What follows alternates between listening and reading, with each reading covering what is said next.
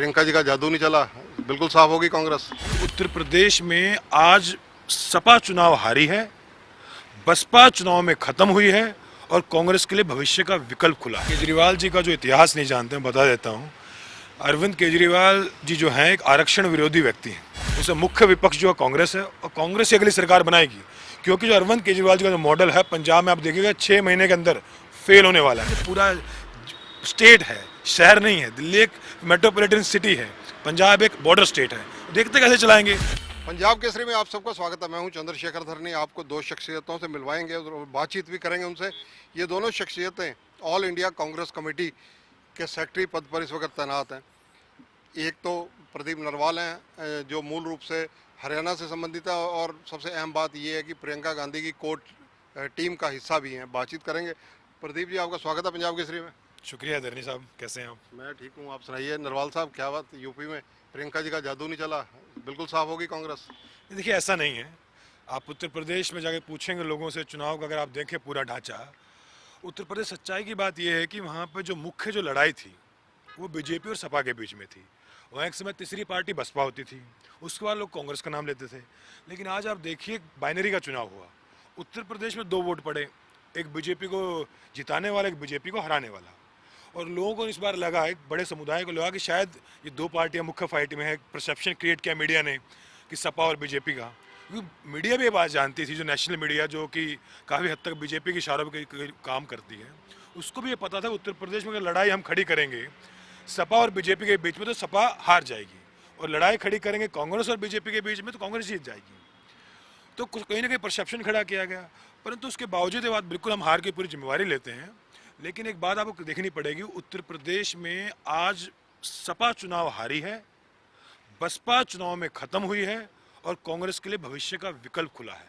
आप ये कैसे कह सकते हैं कि कांग्रेस अब विकल्प बन रही है वहाँ पर? क्योंकि आपको अगर अतीत याद हो तो कांग्रेस का गढ़ हुआ करता था उत्तर प्रदेश, तब उत्तराखंड भी इसी में था, और दिल्ली का राजधानी का प्राइम मिनिस्टर का जो रास्ता है ना, उत्तर प्रदेश से शुरू होता था। देखिए, इस बार अकलियत के जो लोग हैं, जो खासकर मुस्लिम कम्युनिटी है और बहुत से जो कम्युनिटीज़ हैं, उनका इस बार साफ कहना था कि 22 में हम इनको वोट देंगे, 24 में कांग्रेस को वोट देंगे। 24 की उम्मीद। प्रियंका गांधी का नेतृत्व, पहले राहुल गांधी का नेतृत्व स्वीकार नहीं किया लोगों ने, अब प्रियंका जी को क्यों कांग्रेस लगातार बिखरती जा रही है? धरनी साहब, आप एक बात मानेंगे कि प्रियंका जी का जो एक्सेप्टेबिलिटी है जनता में, वो पहले से बहुत ज़्यादा बड़ा है। उत्तर प्रदेश की जनता है कह रही, हाथरस में प्रियंका जी गई, जहाँ जहाँ गरीब किसान मजदूर का शोषण हो वहाँ प्रियंका जी गई, लखीमपुर वो गई, सीतापुर जेल में वो रही। तो जनता साफ कहना कि ये वो नेता है जो कि कंटिन्यूस हमारे बीच में बनी रही। लखीमपुर ने भी बुरी तरह कांग्रेस को हराया। नहीं, लखीमपुर ने नहीं हराया, सांप्रदायिक ताकतों ने सांप्रदायिक माहौल बना के वहाँ किसानों को हराने की कोशिश की है। ये कांग्रेस की हार जीत नहीं है। ये लड़ाई, फिर से मैं कह रहा हूँ, ये लड़ाई व्यापक लड़ाई है कांग्रेस के कि किसानों का आंदोलन जीता है, हारा। G23 बहुत एक्टिव है अब। देखिए, जहाँ तक कांग्रेस परिवार का सवाल है, कांग्रेस परिवार आज भी एक साथ है। वो ठीक है, पार्टी में कई बार मतभेद होते हैं, कई बार डिस्कशन होता है, कई पार्ट पे वो चलता रहता है। लेकिन अब सवाल है गांधी परिवार का नेतृत्व ना कबूल करने का, उसको लेकर G23 ज्यादा एक्टिव है। देखिए, कांग्रेस की लीडरशिप, हमारे नेता राहुल गांधी जी हैं, सोनिया गांधी जी, प्रियंका गांधी जी हैं, और कांग्रेस का जो पूरा विचार है वो हमारे नेताओं से हम डिराइव करते हैं, उन्हीं से हम पूरा विचार लेते हैं। और मेरा मानना है आने वाले समय में सोनिया जी के नेतृत्व में, प्रियंका जी के नेतृत्व, राहुल जी के नेतृत्व में हम एक व्यापक लड़ाई लड़ेंगे। और देखिए, आप भी जानते हैं, बच्चा का कोई लड़ाई लड़ रहा है वाकई में, आप प्रियंका पार्टी लड़ रही, गांधी परिवार लड़ रहा है। आप प्रियंका जी की टीम का हिस्सा है, कोर कमेटी का हिस्सा है। आखिर क्या करना चाहिए प्रियंका गांधी को कि एक बार फिर से कांग्रेस का दमखम लोगों में नजर आए? आपका क्या सुझाव क्या है? देखिए, सुझाव क्या, हम तो बस हमारा एक ही निष्कर्ष है कि 24 के चुनाव में उत्तर प्रदेश की जनता प्रियंका गांधी जी के नाम पे वोट करने जा रही है। उत्तर प्रदेश की जनता मान गई कि सपा बीजेपी को नहीं हरा सकती, सिर्फ एक पार्टी बीजेपी को हरा सकती है, वो है कांग्रेस, और एक ही चेहरा है, वो है प्रियंका गांधी, पूरे देश का चेहरा है। उम्मीद पर चलना चाहिए और उम्मीद से ही देश चलता है। चेतन चौहान जी, ये भी सह सचिव हैं ऑल इंडिया कांग्रेस कमेटी के, और पंजाब के चुनावों में इनका रोल रहा है, भूमिका रही है। कैप्टन अमरिंदर को निकालना कांग्रेस को भारी पड़ा? नहीं, मैं ये बात नहीं मानता हूँ जी कि कैप्टन अमरिंदर के नेतृत्व में कांग्रेस के को हाशिए पे पहुँचाने का जो काम हुआ, इससे बुरे हालात, अगर हम नेतृत्व में बदलाव ना लाते तो मैं ये मानता हूँ कि शायद हमारे इससे भी ज़्यादा बुरे हाल होते। नवजोत सिद्धू प्रदेश कांग्रेस के अध्यक्ष मुख्यमंत्री चन्नी के खिलाफ मोर्चा खोलकर चलते रहे, छोटे छोटे मुद्दों को प्रेस्टीज इशू बनाते रहे। नहीं, देखिए इस तरीके का मामला नहीं है। नवजोत सिंह सिद्धू एक वोकल आदमी है और जनता की आवाज़ को उठाने में उन्होंने सक्षम कार्य किया।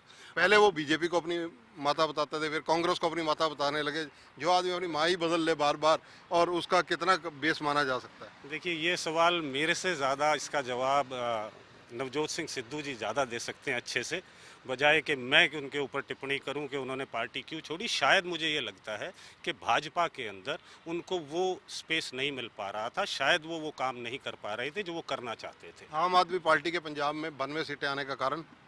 देखिए एक बदलाव की लहर थी, एक बदलाव लोग चाहते थे। बहुत दिनों से एक परंपरागत पार्टियों को देखते आ रहे थे। पंजाब जब से हम देश आज़ाद हुआ तब से पंजाब के अंदर दो पार्टियों का प्रभुत्व रहा, परंतु इस बार मैं तो ये कहूँगा कि एक झूठा मॉडल पंजाब के जनता को दिखाया गया और उस झूठे मॉडल के झांसे में आज पंजाब की जनता आई है। और मेरा एक सवाल ये भी है आज आपके माध्यम से कि अब ये बहुत बड़ा चैलेंज है कि जो उन्होंने झूठे झांसे दिखाए हैं जनता को, उस पर कितना खरा उतर पाएंगी आम आदमी पार्टी की सरकार, ये अभी समय के गर्भ में। कांग्रेस के विकल्प पंजाब में अब क्या बचे हैं?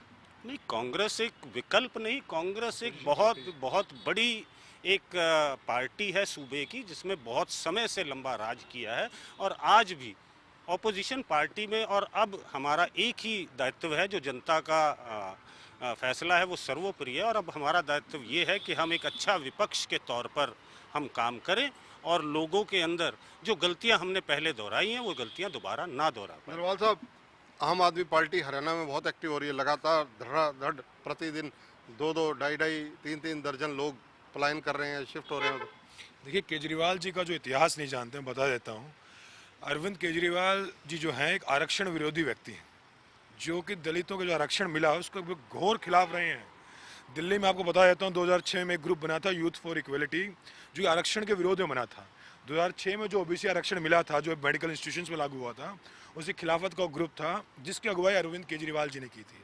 तो अरविंद केजरीवाल जी सच्चाई का जो रूप है, जो उनका व्यापक असली चेहरा है, बेनकाब चेहरा है, वो आरक्षण विरोधी है, दलित पिछड़ा विरोधी है। हरियाणा में क्या करेगी कांग्रेस? हरियाणा में कांग्रेस आपस में जो जूतम बाजार हो रही है, उसके बावजूद आम आदमी पार्टी को कैसे आगे बढ़ने से रोका जा सकता है? बीजेपी पहले ही सत्ता में, कांग्रेस को लगभग 7.5 साल हो गए सत्ता से बाहर गए। देखिए ईमानदारी से बात करूँ तो हरियाणा के चुनाव में भी लगभग 2 साल 2.5 साल बचे हुए हैं, 2.5 साल हैं विधानसभा के चुनाव के। तब तक बहुत से स्टेटों में चुनाव है, हरियाणा में भी चुनाव है, तो काफ़ी रूप से बाहर का माहौल भी उसको तय करेगा। और जहाँ तक हरियाणा, केवल हरियाणा का सवाल है, तो माननीय प्रदेश अध्यक्ष जी के नेतृत्व में, CLP साहिबान, हमारे जो पूर्व मुख्यमंत्री हुड्डा साहब के नेतृत्व में कांग्रेस पार्टी बहुत अच्छा करने वाली है। और देखिए कांग्रेस में हरियाणा में जो लड़ाई है उसे मुख्य विपक्ष जो है कांग्रेस है, और कांग्रेस ही अगली सरकार बनाएगी, क्योंकि जो अरविंद केजरीवाल जी का जो मॉडल है पंजाब में आप देखिएगा 6 महीने के अंदर फेल होने वाला है। जितने झूठे वादे हैं वो रेवेन्यू डिफिसिट में खत्म होने वाले हैं, और अरविंद केजरीवाल के जो चेहरे, असली चेहरे हैं, वो सामने आ जाएंगे। एक शहर चलाना आसान है, ये पूरा स्टेट है, शहर नहीं है। दिल्ली एक मेट्रोपॉलिटन सिटी है, पंजाब एक बॉर्डर स्टेट है, देखते कैसे चलाएंगे। धन्यवाद। तो ये हैं प्रदीप नरवाल, और साथ ही अभी हमने बात की चेतन चौहान जी से, ऑल इंडिया कांग्रेस कमेटी के दोनों सहसचिव, और दोनों कहीं ना कहीं ऐसी जगह बैठे हैं जो कांग्रेस हेडक्वार्टर कहा जाता है जिसे। और प्रदीप नरवाल क्योंकि प्रियंका गांधी की कोर कमेटी के सदस्य हैं, हरियाणा से हैं, इसलिए खुलकर उनसे बहुत सारे मुद्दों पर चर्चा की गई। आशावान है कि उत्तर प्रदेश में प्रियंका गांधी अगले 2 साल बाद कोई जादू करेंगी। उम्मीद के सहारे ही सारे चलते हैं, और राजनीति भी उम्मीद के सहारे होती है। लेकिन प्रदीप नरवाल JNU के स्टूडेंट रहे हैं, स्टूडेंट लीडर रहे हैं, और JNU के जो स्टूडेंट लीडर रह जाते हैं उनकी एक आदत होती है कि वो लड़ना जानते हैं, और इसी रूप में अब भी वो एक विकल्प के रूप में आगे बढ़ रहे हैं। कैमरामैन संजय सिंह के साथ चंद्रशेखर धरनी, पंजाब केसरी TV, चंडीगढ़। हमसे जुड़े रहने के लिए हमारे YouTube चैनल को सब्सक्राइब करें और नई वीडियो की नोटिफिकेशन के लिए बेल आइकॉन को दबाएं। अगर आप ये वीडियो Facebook पर देख रहे हैं तो लाइक जरूर करें और ज्यादा से ज्यादा शेयर करें। धन्यवाद।